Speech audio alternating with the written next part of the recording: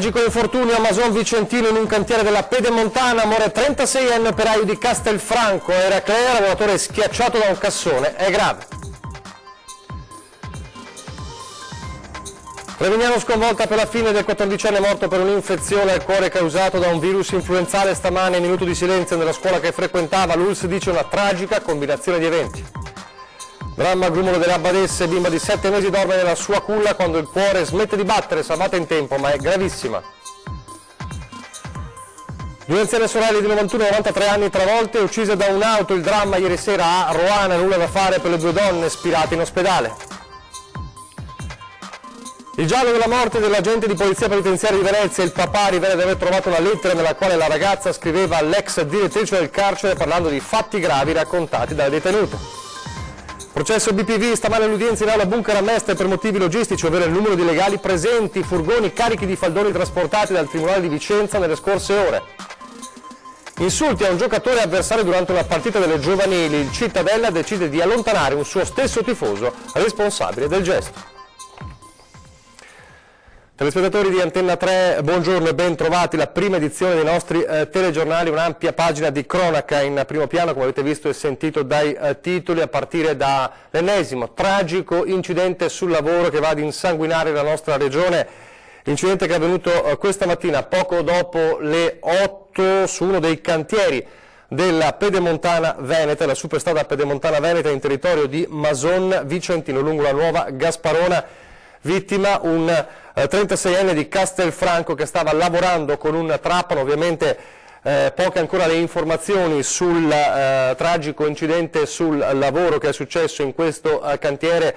Purtroppo l'intervento dell'elisoccorso del SUEM è stato vano, l'uomo è morto, dicevamo un 36enne di Castelfranco. C'è un altro grave incidente sul lavoro avvenuto invece tra Cavaliere Treporti ed Eraclea per cause ancora al vaglio delle forze dell'ordine. Un operaio è rimasto schiacciato da un cassone in un'azienda di via 7 Casoni e ha subito un forte schiacciamento del torace. Adesso si trova ricoverato all'ospedale di Mestre in condizioni serie. Fra poco cercheremo di avere qualche altra informazione in più per quanto riguarda ovviamente il tragico incidente sul lavoro sulla Pedemontana Veneta che ha insanguinato questa mattinata. Ma c'è un'altra tragedia che sconvolge la Marca ed è quella del ragazzino di 14 anni, Bedi, calciatore del Ponzano, residente a Musano di Trevignano, che è morto a causa di complicanze dovute all'influenza. Il dolore ovviamente di Trevignano attorno alla famiglia, ma anche a Fonte, dove il ragazzo frequentava l'istituto professionale e che oggi ha dedicato un minuto di silenzio ovviamente alla sua memoria. Domani l'autopsia per quella che i medici però indicano come una rara e tragica combinazione di eventi.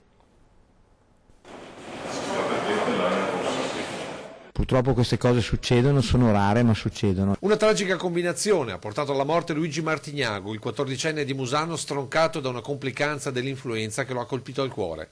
Il virus ha attaccato il muscolo cardiaco, portando al decesso il giovane che da una settimana accusava febbre alta, una situazione che giovedì scorso l'aveva portato anche all'ospedale. Era stato visto al pronto soccorso di Montebelluna e avevano fatto una diagnosi di virosi, quindi una diagnosi di influenza. E la febbre era anche andata giù, gli sono stati dati i farmaci ovviamente per la tachipirina e altri farmaci antinfiammatori per questo episodio influenzale. È stato mandato a casa, il giorno dopo è andato dal medico curante e poi è successo purtroppo il fatto legato appunto a questo attacco da parte del virus al cuore, come lo ha ben definito il dottor Rigoli. Un virus molto aggressivo, secondo Roberto Rigoli, direttore del reparto di microbiologia del Cafoncello, ma nessuna diagnosi sbagliata. Sono cose rare e quando succedono chiaramente mandano in crisi anche noi medici, mandano in crisi il sistema. Stiamo lavorando, stiamo facendo un audit interno tra professionisti.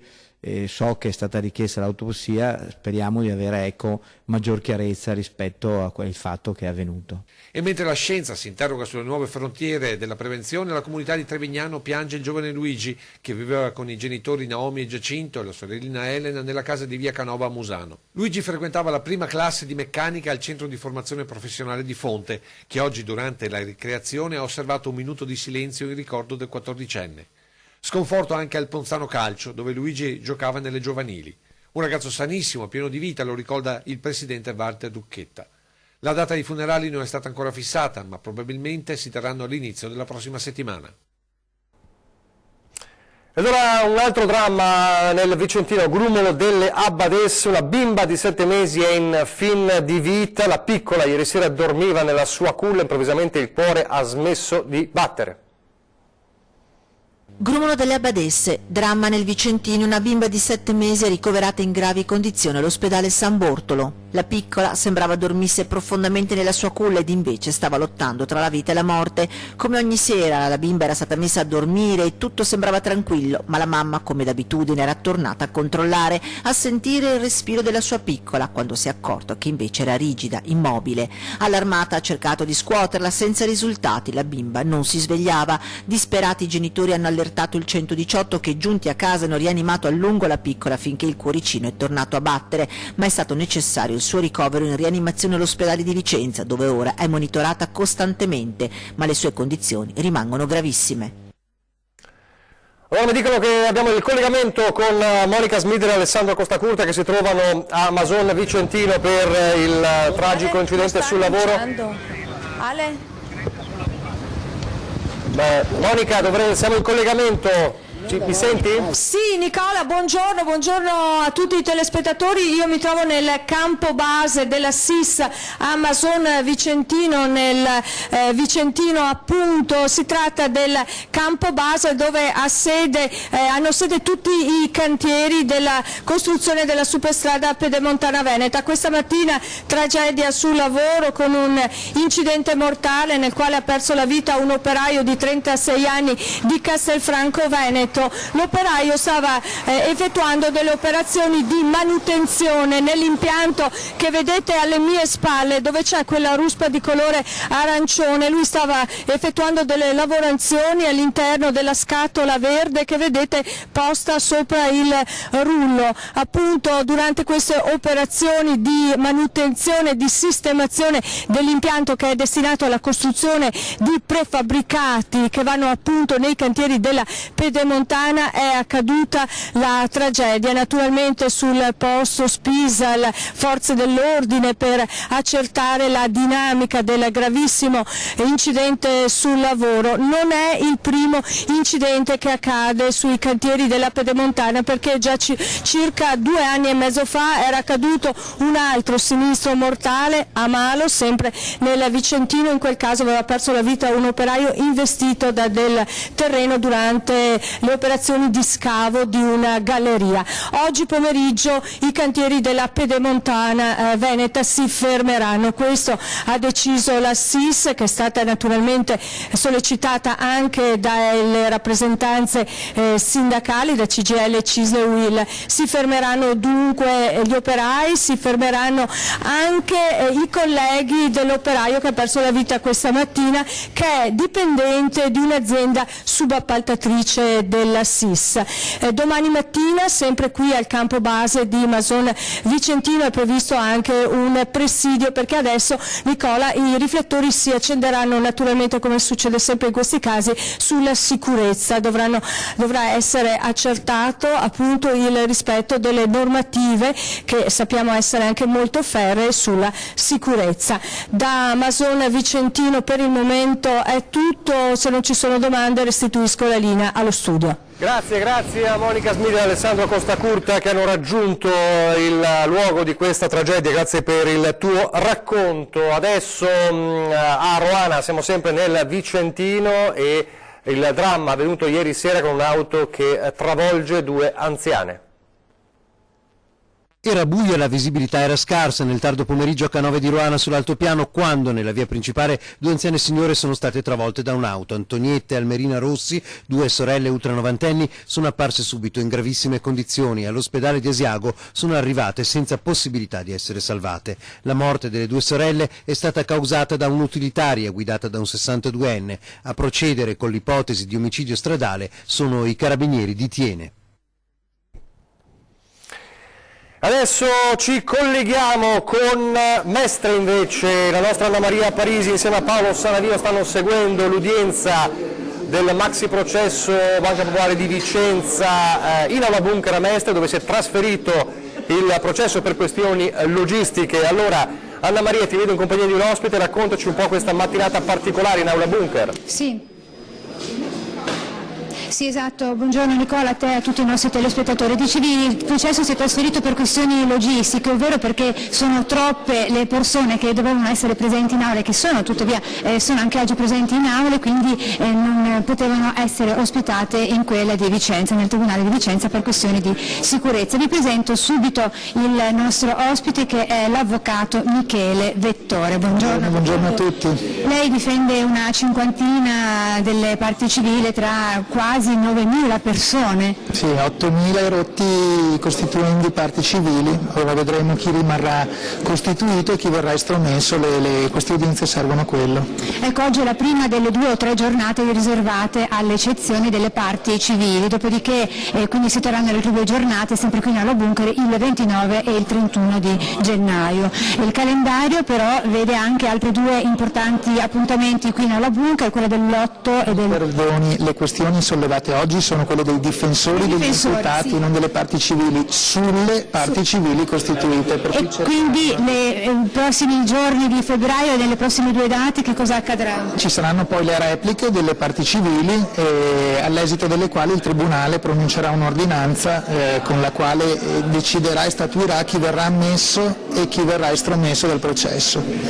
Ecco, tra i suoi assistiti e comunque tra tutti quelli che si sono presentati come parti civili, qual è la speranza? Naturalmente quella di vedere restituito tutto il maltolto. La speranza ovviamente è in primis di vedersi confermata la costituzione di parte civile, e in secondo luogo che vengano confermati i sequestri, che è una cosa molto importante, che sono stati operati l'anno scorso e che sono tuttora in corso, e la terza speranza logicamente è quella di una condanna penale che possa dar adito a tutte le persone danneggiate di poter aspirare a un risarcimento, seppur parziale, però speriamo che arrivi. Ecco, sì, infatti ricordiamo che sono 6 imputati in questo crack della Popolare di Vicenza, a cominciare dall'ex presidente Zonin, con gli altri 5 vertici dell'istituto bancario. Dunque, avvocato, a suo avviso si dice che questo sia un processo comunque storico, non soltanto dal punto di vista mediatico, ma perché è un processo... I numeri sono incredibili, il motivo per cui ci troviamo qui in Aula Bunker a Mestre anziché in Tribunale a Vicenza è proprio questo, è un processo di portata storica. Un'ultima domanda, avvocato. Abbiamo visto come molte persone si siano costituite in una sorta di class action, che non viene riconosciuta come tale dal nostro ordinamento, però introduce una novità. Beh, non è proprio class action, in quanto la class action ha diverse tipologie sostanziali. C'è una gran voglia di giustizia da parte di migliaia di persone che sono state truffate dalle medesime persone o dalla medesima banca, per cui è chiaro che non si tratta di 10-20 persone, ma si tratta di migliaia di persone. Da qui l'assimilazione alla similitudine possibile alla class action. Nicola, se non hai domande da studio ti restituisco la linea. Grazie Anna Maria Parisi, grazie anche all'avvocato, grazie a Paolo Saravia per il collegamento. Restiamo a Venezia però per collegarci stavolta telefonicamente con Ilaria Marchiori, che torna a parlarci del giallo di Sissi, l'agente di polizia penitenziaria morta, ma sapete appunto c'è quel colpo di pistola sul quale si indaga e sul quale il padre chiede giustizia, il padre che ha parlato adesso di una lettera ritrovata tra le cose di sua figlia. Allora Ilaria, raccontaci. Ilaria. Buongiorno da Venezia. Continuano a emergere dettagli sulla morte di Sissi Trovato Mazza, la guardia penitenziaria del carcere femminile della Giudecca, che è stata raggiunta da un colpo di pistola nel 2016 mentre si trovava all'ospedale civile di Venezia, dopo aver prestato assistenza ad una detenuta. Il papà Salvatore ha trovato una lettera mettendo a posto i cassetti nella camera della figlia dopo che sabato 12 gennaio il suo cuore ha smesso di battere, e si tratta di una lettera scritta a mano proprio dalla ragazza in stampatello e che ora è parte del fascicolo aperto per induzione al suicidio. Ricordiamo che il papà, i genitori, la famiglia non hanno mai creduto all'ipotesi del suicidio e quindi hanno sempre fatto di tutto per cercare di andare oltre, per scoprire la verità. La lettera era indirizzata all'allora direttrice del penitenziario, Gabriella Straffi. A lei l'agente 29enne si era rivolta per denunciare fatti gravi che riguardano le mie colleghe, si legge, e che lei ammette candidamente, seppur preoccupata, era venuta a sapere grazie a delle confessioni fatte da molte detenute. Episodi, o almeno questo è quanto si evince dal testo della lettera, così forti da mettere in seria crisi la gestione del carcere femminile.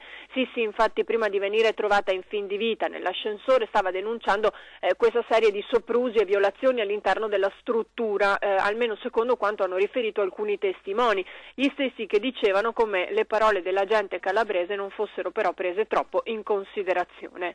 Dunque questi i dettagli che continuano ad emergere. Per il momento da Venezia è tutto, restituisco la linea allo studio. Grazie anche Ilaria Marchiori. A Treviso adesso con un'auto incendiata nella notte, un rogo doloso. Allora, dopo quanto accaduto la scorsa estate in via Pinelli torna in qualche modo lo spettro piromane. Auto in fiamme e a Treviso torna l'incubo piromane. Il fatto è accaduto la notte scorsa in via Carrer. Un'auto, una piccola utilitaria, devastata da un rogo. La furia delle fiamme ha lasciato solo la carcassa di lamiera annerita e poco altro. La Punto era parcheggiata in una laterale di viale Luzzati alle porte del centro storico. L'allarme ai vigili del fuoco è scattato alle 3 del mattino. I pompieri hanno rapidamente avuto ragione delle fiamme. Sul posto è intervenuta anche una volante della polizia. Indagini sono in corso per chiarire la natura dell'episodio, ma sono pochi i dubbi sull'origine dolosa. Importante la testimonianza di una residente che ha sentito i suoi cani abbaiare proprio quando delle mani ignote hanno appiccato il fuoco all'auto. E subito torna l'incubo piromane con i roghi di via Pinelli. Il responsabile è stato assicurato alla giustizia per una vicenda dai molteplici risvolti. Ora c'è da capire se il gesto di via Carrera è da ricondursi a vendette o regolamenti di conti nell'ambito della microcriminalità o se in città è iniziato a girare un emulo del giovane incendiario. Pochissimi istanti di pubblicità, ancora cronaca, ma non solo, nella continuazione del nostro telegiornale.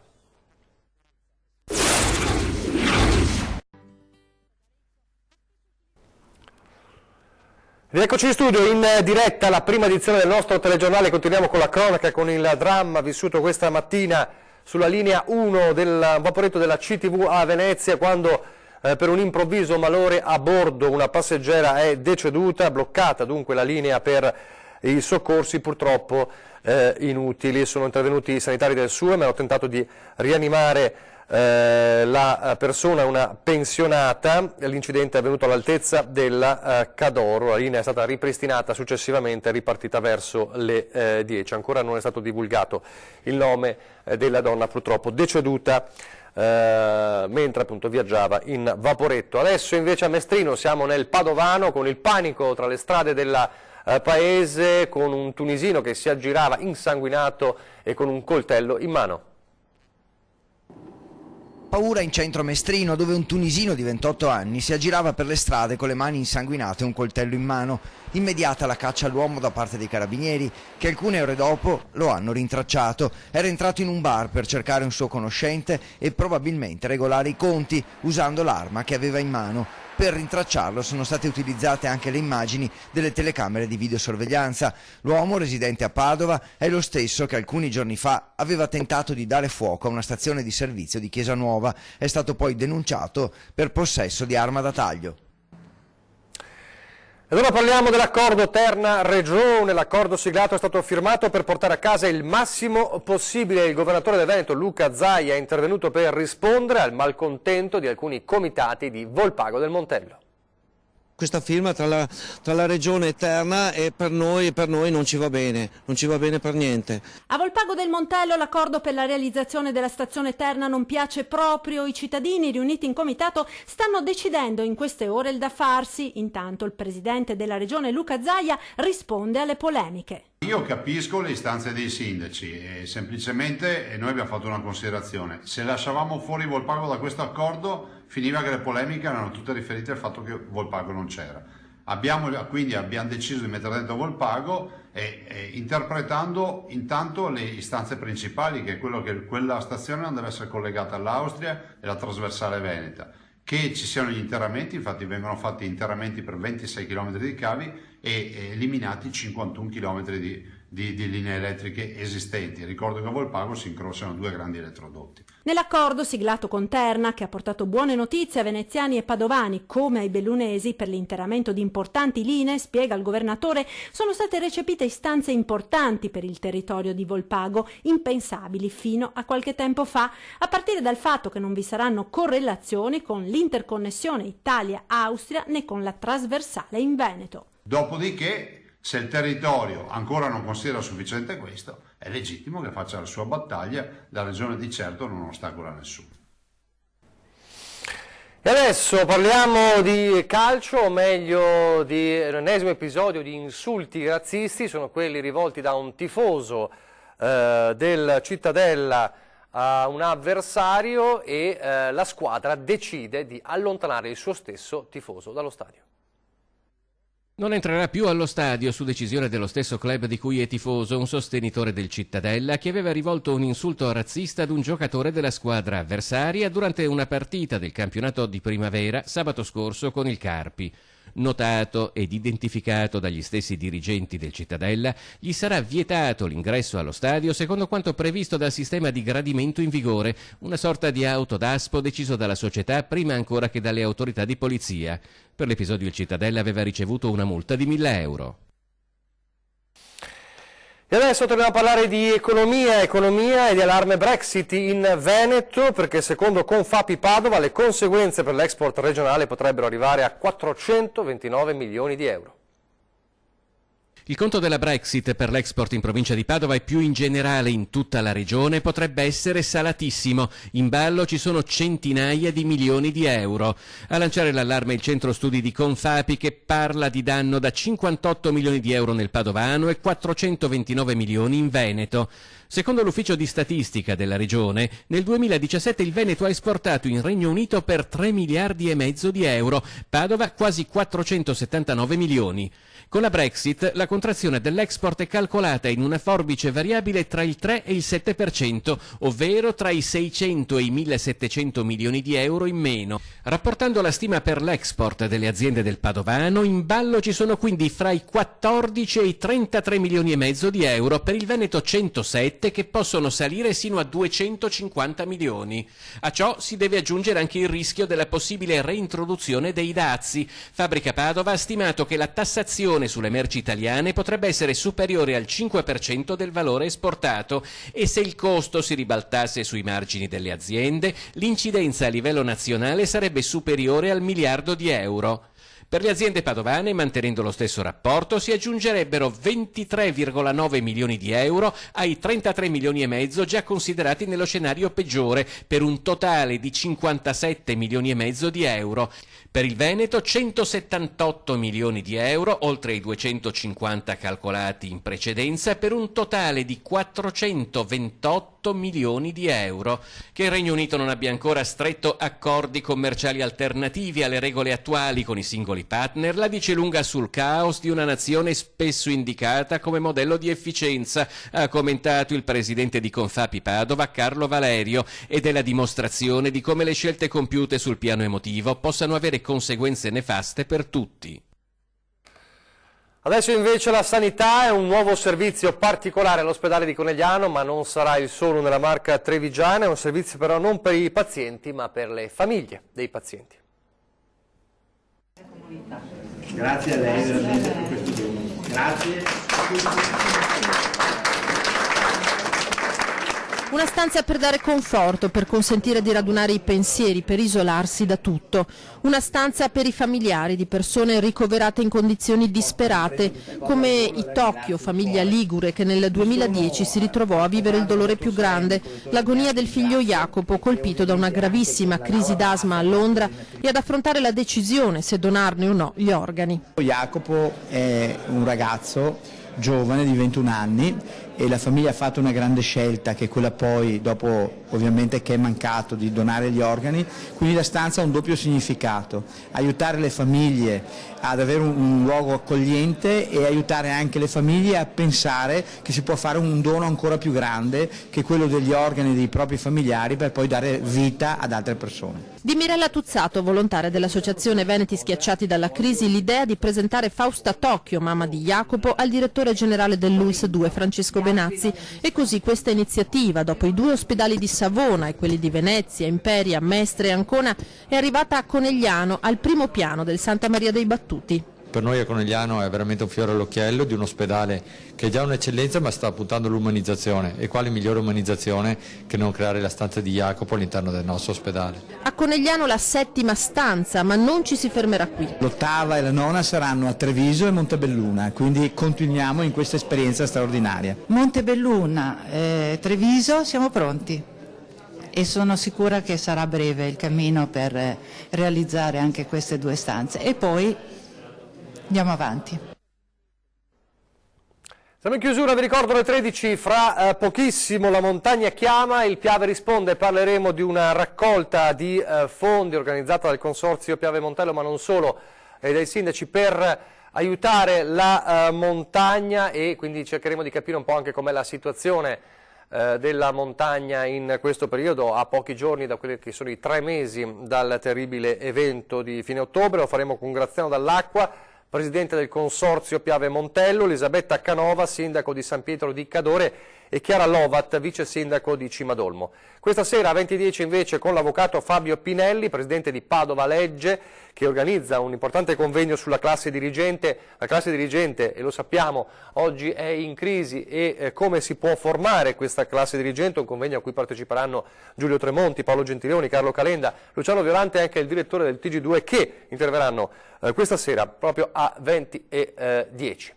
Allora vi lascio al meteo, ed per noi è tutto. Grazie per averci seguito. Arrivederci.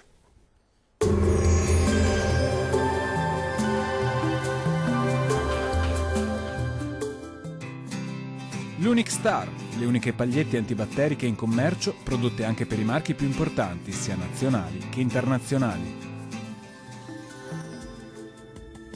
Ben ritrovati al meteo. Torna il bel tempo sulle nostre regioni. Vediamo il dettaglio. Sul Veneto, come ampiamente prevista, la neve delle scorse ore è arrivata ed ha imbiancato gran parte della regione. Giovedì invece a prevalere sarà un tempo asciutto e stabile, con ampio soleggiamento ovunque. Temperature minime comprese tra -3 e 0 gradi, massime tra 3 e 6 gradi. Vediamo ora che tempo farà sul Friuli Venezia Giulia. Poche novità, torna il sole dopo una spruzzata di neve che ha coperto anche alcune località della regione. Il cielo sarà sereno o al massimo poco nuvoloso, non sono attese precipitazioni degne di nota, temperature minime tra -3 e -1 grado, massime oscillante tra 4 e 6 gradi. Vediamo infine la situazione meteorologica del Trentino Alto Adige. La situazione sarà molto simile, infatti avremo condizioni di bel tempo stabile ed anche soleggiato. Non si esclude tuttavia qualche addensamento al pomeriggio sui settori alpini di confine, ma senza conseguenze. Temperature minime comprese tra -5 e -6 gradi, massime tra 8 e 9 gradi. Dal meteo di Antenna 3 è tutto, arrivederci.